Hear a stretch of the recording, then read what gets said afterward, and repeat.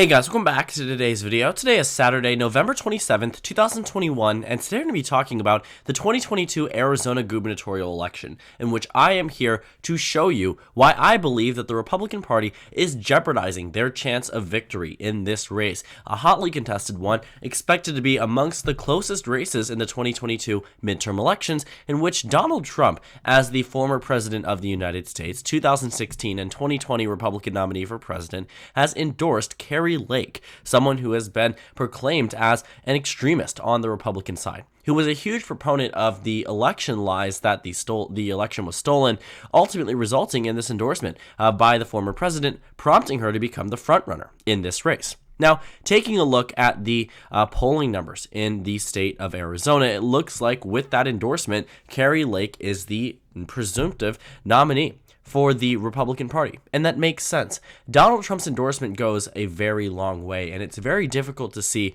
how anyone else can counteract that. Even though there are other candidates here, such as Matt Salmon, or I don't know if it's Salmon or Salmon, I'm not entirely sure, with endorsements from Lindsey Graham, Ted Cruz, Cynthia Lummis, 3 United States senators, Andy Biggs, a representative from Arizona. You have endorsements from home and around that ultimately put Matt Salmon in that position of power. But none of this can overcome the endorsement by President Trump.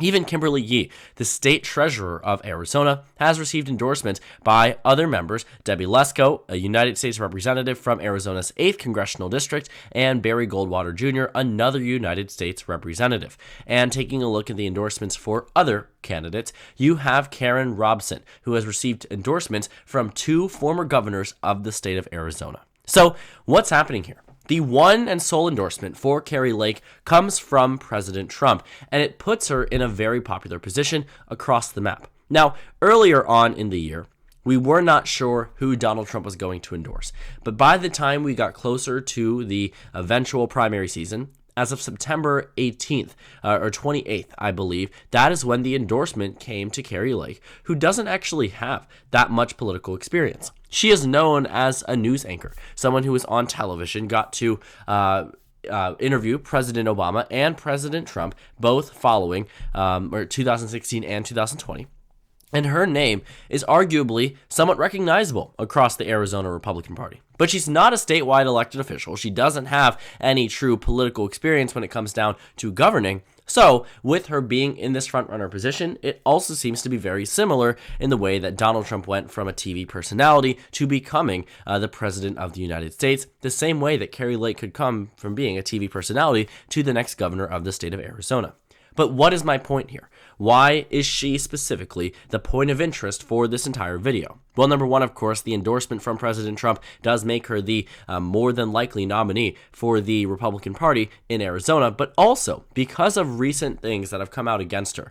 More recently, from this November 8th article, showing that this Trump-endorsed candidate, referring to Kerry Lake, appeared with a Nazi sympathizer and QAnon-linked activist at campaign events. These are the things that weigh down many members of both political sides. When you are associated with what the entire country would agree to be very negative things, very wrong things, that's when you start to put yourself in a jeopardizing position, because as soon as you're associated with them, it's very hard to shake that identity. And I'm sure the Democratic Party will use this moment of, similar crossover between the two groups of people, between the Trump-endorsed candidates and then also what CNN is describing as a Nazi sympathizer, QAnon-linked activist. And while there may be some intertwining between those who believe in QAnon and also support President Trump, you also have to realize that, looking at the majority of the Trump-supporting group in America, they do not necessarily say we, at least publicly or probably privately either. I think that it's a minority of that group that believes in things such as QAnon altogether. So when you have them closely associated, the Democratic Party and the media will use this to their advantage to associate with them at every single chance that they can get. Because chances are, when you go to the average American and say, would you vote for a candidate who is associated with Nazi sympathizers and QAnon-linked activists, chances are they're going to say no. I think that first part really pushes them away more than the second one, but at the end of the day, neither of these two things are popular across the United States. And it's not just that. Kerry Lake also is a huge proponent of President Trump's election lies. And what do I mean by that? Well, she has gone so far to call on the imprisonment of the Secretary of State, Katie Hobbs, to say that she should be in jail for quote-unquote rigging the 2020 election. She says that the election was stolen, that the 2020 election was not fairly won by President Biden. She has gone to extreme lengths to make that known, and I think that's partially why she has received the endorsement from President Trump. Well, think about how that plays out in a state like Arizona. This is the one of the states where I really think this election lie rhetoric will not help a statewide official. And the fact that Kerry Lake has received that endorsement sort of tells the Republican Party that no matter what, they are stuck with her. Unless she drops out, like Sean Parnell did in the state of Pennsylvania, they are not going to find another Republican to counteract her clear front-runner status in this GOP primary. But looking at the state of Arizona, I mentioned this is a state where the election lies probably don't work well here because there are voters here who were longtime voters for the Republican Party, even recently, that crossed over to vote for Joe Biden. In fact, if you want to take a look at the last election that Joe Biden was on the ballot, besides 2020, 2012, you can see about a 9-point difference between Arizona's result in 2012 and in 2020. It swung by a very tremendous amount in just a short period of time. That's over a percentage point per election year. So looking at per year, looking at Arizona's trend towards the left, that means there are voters here that used to be Republican voters that might still vote for Republicans in some other context, but voted for Hillary Clinton or voted third party in 2016 that ended up voting for Joe Biden in 2020.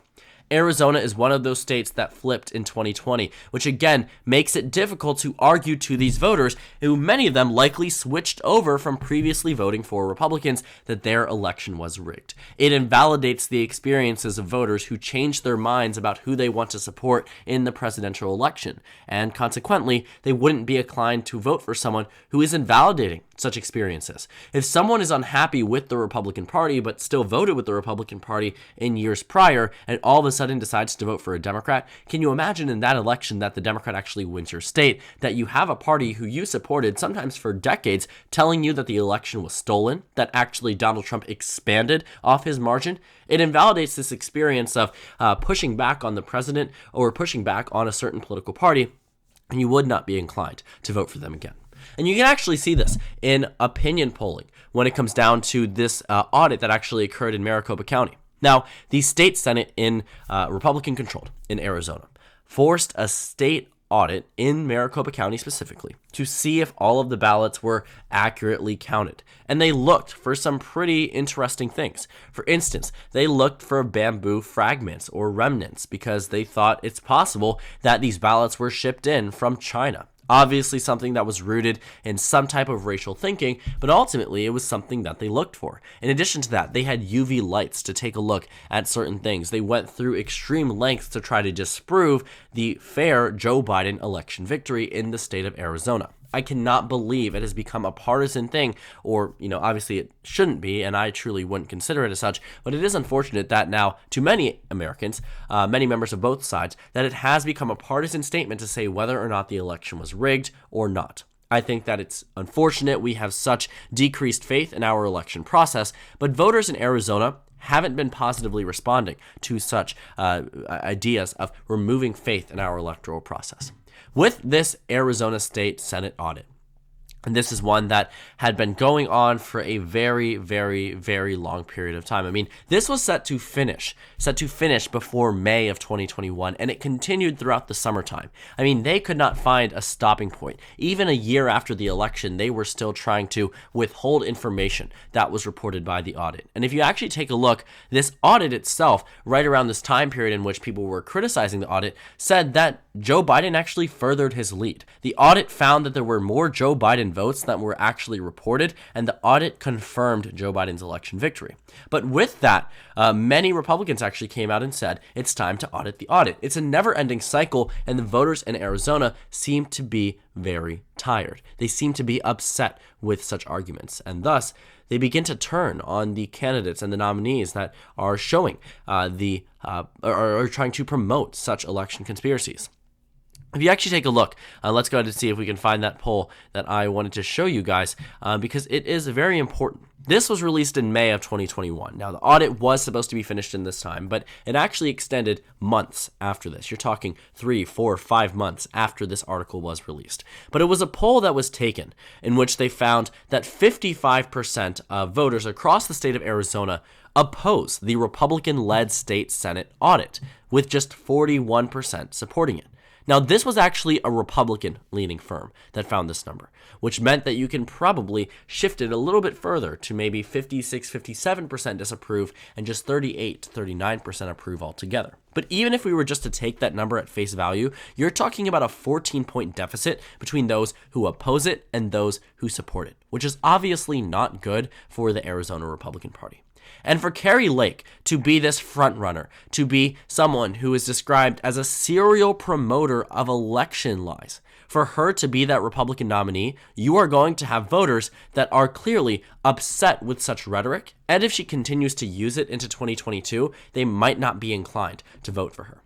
The thing for Doug Ducey was that he was able to win in blue wave years simply because he was popular. People liked him on both sides of the aisle. He actually ranked in the upper half in terms of approval ratings for governors across the state. For brief periods of time, he was in the top 10 rank, even coming from a swing state. And consequently, that led to his election victory in 2018, where he won re-election by a margin of 14.2%, on the same ballot that Kyrsten Sinema won the Arizona Senate election there by a margin of 2.4%.